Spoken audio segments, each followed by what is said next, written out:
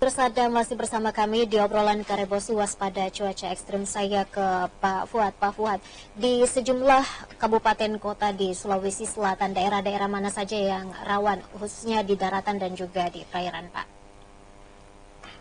Baik, untuk bencana hidrometeorologi tadi berdasarkan analisis curah hujan yang terjadi pada November ini, daerah-daerah yang tentunya rawan berdasarkan curah hujan bulan November itu mungkin lebih banyak di daerah pesisir barat.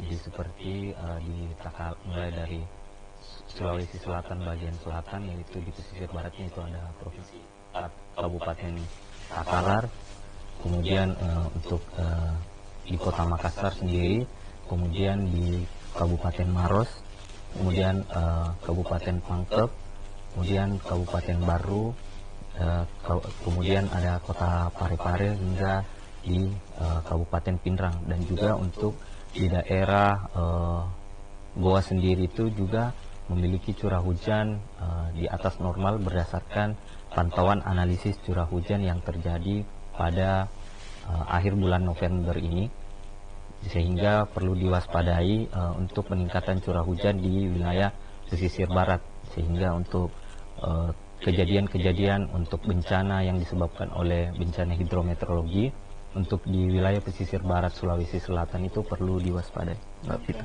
Apakah sama Pak di dataran dan juga di perairan, atau seperti apa Pak Fuad melihatnya? Baik.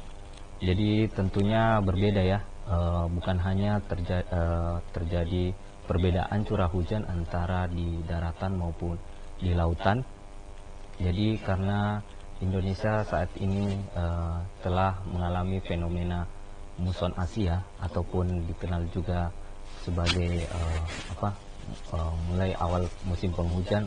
Jadi otomatis di wilayah perairan, khususnya di wilayah perairan Sulawesi Selatan bagian barat itu, seperti mulai dari Selat Makassar, kemudian perairan barat Provinsi Sulawesi Selatan, kemudian perairan Selayar bagian barat itu memiliki curah hujan yang cukup tinggi di wilayah tersebut. Kemudian nanti curah hujannya ini akan terbawa oleh fenomena atau angin baratan yang disebabkan oleh fenomena muson Asia yang berlangsung di khususnya di wilayah Indonesia, khususnya itu di Provinsi Sulawesi Selatan.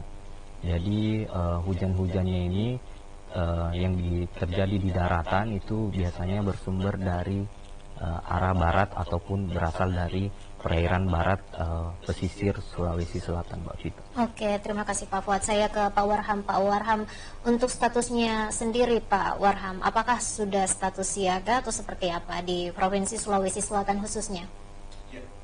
Kalau kami di Badan Penanggulangan Bencana Daerah, itu yang seperti kami ungkapkan tadi, bahwa kami telah menghimbau kepada kabupaten kota untuk meningkatkan kesiapsiagaan. Jadi itu kewaspadaan, siap siaga, baik dari segi SDM-nya. Jadi kami di BPBD itu punya namanya tim reaksi cepat. Nah, di BPBD Provinsi Sulawesi Selatan sendiri itu ada 40 TRC yang selalu siap siaga. Namanya kalau BPBD itu harus siap siaga terus, Mbak Fika. Bukan cuma pada saat cuaca ekstrim, akan tetapi kan jenis bencana bukan cuma bencana hidrometeorologi, ada gempa bumi. Untungnya kita di sini di Sulawesi Selatan itu bukan atau tidak termasuk dalam ring of fire atau gunung Merapi.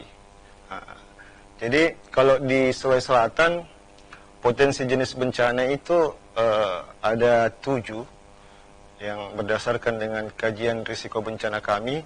Jadi kami punya dokumen KRB yang biasa disingkat, itu di dalamnya terdapat peta bahaya, peta kerentanan, dan peta kapasitas. Nah, itu bisa masyarakat download. Kami punya namanya aplikasi Sistem Analisis Data dan Pelaporan Bencana, Mbak Fika. namanya si Andalan.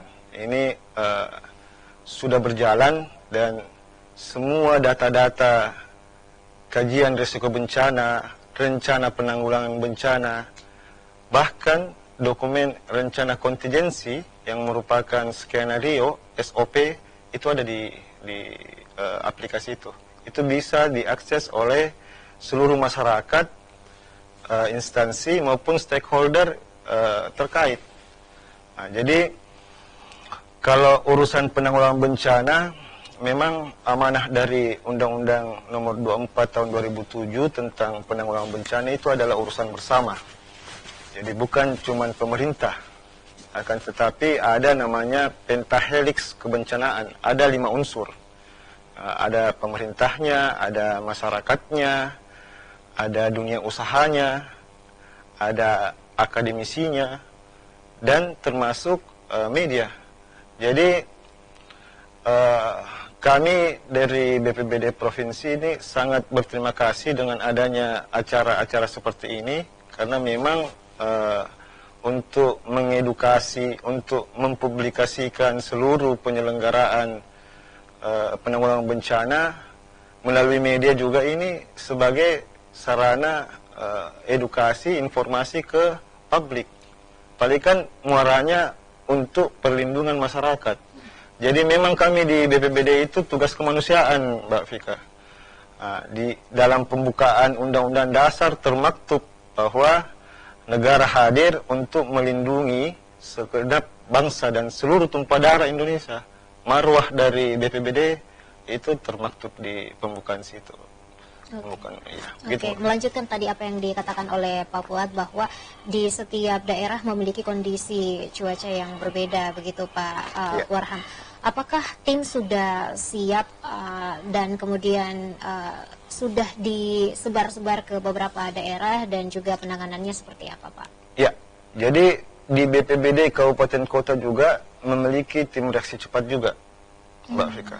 Jadi selain kami di provinsi, BPBD Kabupaten Kota juga memiliki tim reaksi cepat.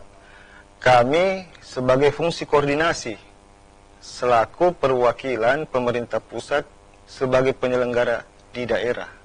Jadi kami mempunyai tim reaksi cepat itu siaga 24 jam. Tetapi kalau tidak ada bencana, kita melakukan koordinasi ke BPBD Kabupaten Kota juga siap siaga tim reaksi cepatnya, bahkan berkolaborasi dengan TNI Polri. Jadi begitu luar biasa, kami juga apresiasi juga kepada TNI, Polri maupun Basarnas yang memang setiap kejadian bencana itu selalu hadir. Sehingga Pak Gubernur juga menginstruksikan ke BPBD setiap momen bencana, baik kecil maupun besar, itu BPBD Provinsi dan Dinas Sosial, karena Dinas Sosial juga itu ada Taruna Siaga Bencana di situ, itu harus hadir di tengah-tengah masyarakat untuk melakukan evakuasi dan membawa semacam logistik untuk meringankan beban korban bencana, Mbak Fika. Oke, untuk kesiapan sarana dan prasarana dan juga fasilitas seperti apa, Pak Fuad? Nanti akan dijawab setelah pesan-pesan berikut ini. Pemirsa tetap bersama kami di Obrolan Karebosi.